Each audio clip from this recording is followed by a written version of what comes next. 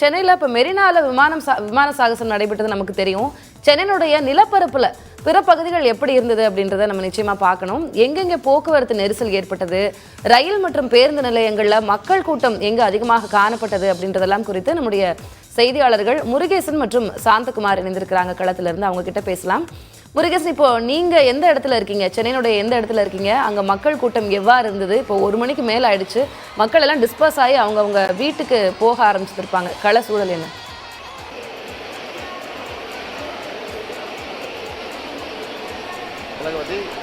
இன்றைய தினம் பார்த்தீங்கன்னா தீபாவளி, இந்த மாதத்தை தீபாவளி 31ஆம் கடைசியில் தான் தீபாவளி இருப்பது.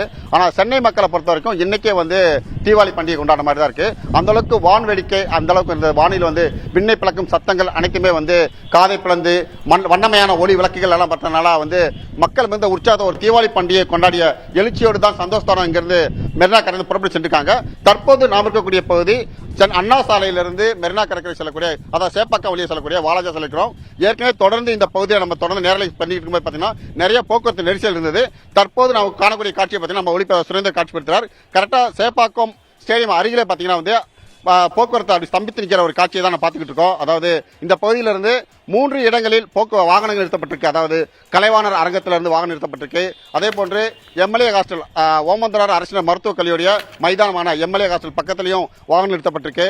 விக்டரி மஹால் மைதானத்தில் வாகனம் நிறுத்தப்பட்டிருக்கு. இந்த 3 இடம் சங்கமிக்கக்கூடிய இடங்கள்ல தான் பார்த்தீங்கன்னா இந்த போக்குவரத்து ஸ்தம்பித்து நிற்கிறத காரணம் பொதுமக்கள் மெரினா கடற்கரையிலிருந்து ஒரு பக்கம் புறப்பட்டு வந்துகிட்டு இருக்காங்க.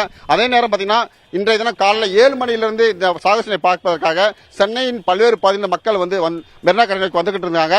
இந்த நிகழ்ச்சி முடிஞ்ச தெரியாம கூட நிறைய மக்கள் இவ்வளவு தூரம் வந்துட்டோம், மெரினா கடற்கரையா காலம் நடத்தி போலாம் சொல்லிட்டு தொடர்ந்து மக்கள் மனம் தராம நடந்து கொள்ள செல்லக்கூடிய காட்சியும் நம்மால் காண முடிந்தது.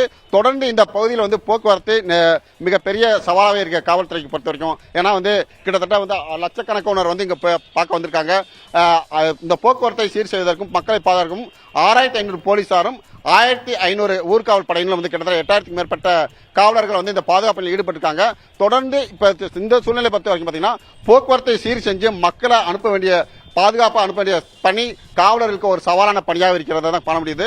தொடர்ந்து போக்குவரத்து காவலர்கள் இந்த எங்கெங்கெல்லாம் வாகனம் சம்பிச்சு நிற்கிறதோ அங்கெல்லாம் அந்த வாகனை சிக்னல் சரி செஞ்சு அவங்கள வீட்டுக்கு அனுப்புற வேலையை சரி பண்ணிட்டு இருக்காங்க தான் சொல்ல முடியும். திலகவதி, இணைப்பில் இருங்க முருகேசன். அடுத்ததாக செய்தியாளர் சாந்தகுமார் இணைந்திருக்கிறார், அவரிடம் பேசலாம். சாந்தகுமார், இப்போ நீங்க எந்த பகுதியில் இருக்கீங்க? 2 மணி நேரம் அந்த ஈவெண்ட் முடிந்து விட்டது, விமான சாகசம் முடிந்து விட்டது. அடுத்த சவால் என்னன்னா மக்கள் எல்லாரும் போக்குவரத்து நெரிசல் இல்லாம வீடுகளுக்கு சென்று சேர வேண்டும் அப்படிங்கிறது. நீங்க இருக்கக்கூடிய இடத்துல மக்கள் கூட்டம் எவ்வாறு இருக்கிறது, போக்குவரத்து நெரிசல் எப்படி இருக்கு? சாந்தகுமார்.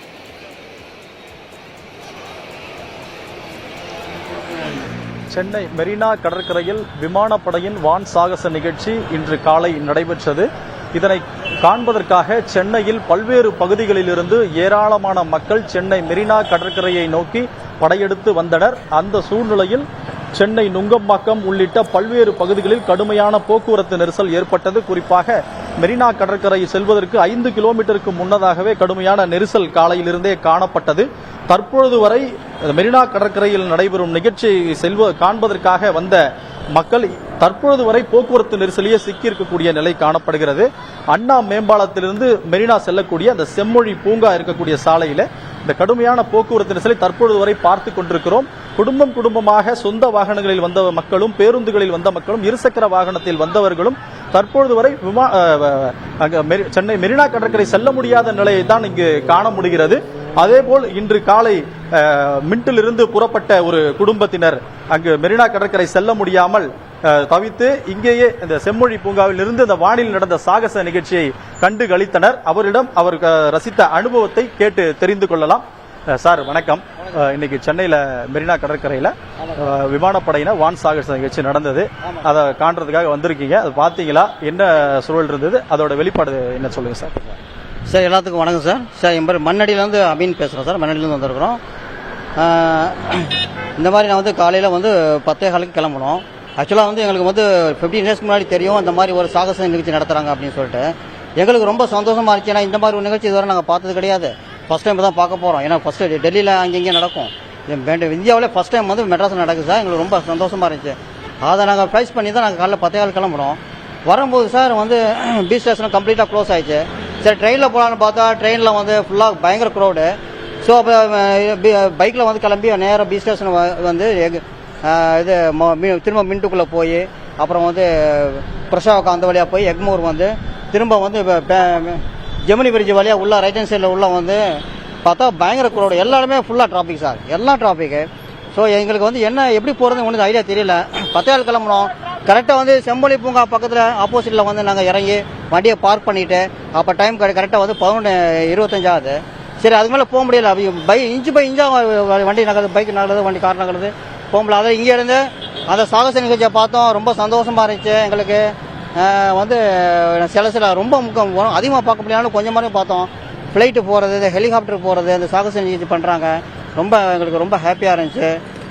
இது வந்து எங்களுக்கு ரொம்ப இதுவரை ஃபஸ்ட் டைம் பார்க்குறோம், ரொம்ப சந்தோஷமாக இருந்துச்சு சார். இப்போ போகும்போது எப்படி போகிறது இல்லை, வரும்போது திரும்ப ரிட்டர்ன் வர்றாங்க, பயங்கர க்ரௌடாக இருக்குது. ஸோ இந்த ரோடு வந்து ஆப்போசிட் ரோடு வந்து ரொம்ப ஃப்ரீயாக இருந்துச்சு, இப்போ இதுவும் பயங்கர க்ரௌட் ஆகிடுச்சு. ஸோ இப்போ போகிறதுக்கு எங்களுக்கு வந்து 2 hours மேலே ஆகும்னு நினைக்கிறேன் சார். ரொம்ப சந்தோஷம், ரொம்ப தேங்க்ஸ் சார்.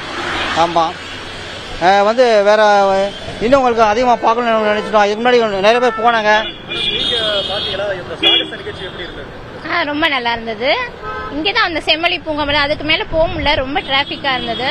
இங்கே நல்லா இது பண்ணாங்க, நல்லா ஃப்ளாக் தான் செஞ்சு அந்த மாதிரிலாம் பண்ணாங்க. நல்ல பெரிய பெரிய ஃப்ளைட் அந்த மாதிரி பார்த்ததே இல்லை நாங்கள். ரொம்ப ஏர்ஃபோர்ஸ் ரொம்ப பெரிய ஃப்ளைட்டாக இருந்தது, நிறைய ஹெலிகாப்டர் ஃபுல்லாக போச்சு. நல்லா இங்கேருந்து பார்க்கவே ரொம்ப நல்லா இருந்தது. ஒன்று கிட்டக்க பார்த்துருந்தா நல்லா இருந்திருக்கும், ஆனால் டிராஃபிக்னால போக முடியல, அதனால தான் கஷ்டமாக இருந்தது. கடுமையான போக்குவரத்து நெரிசல் காரணமாக மெரினா செல்ல முடியாமல் இங்கே இருந்து பார்த்தோம். இங்கே இருந்து பார்த்தாலும் இந்த பார்த்த நிகழ்வு மகிழ்ச்சியை தருவதாக இந்த குடும்பத்தினர் தெரிவித்திருக்கிறார்கள்.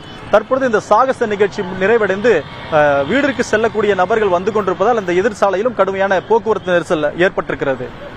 உங்களுடைய கள விவரங்களுக்கும் கலந்துரையாடலுக்கும் நன்றி சாந்தகுமார்.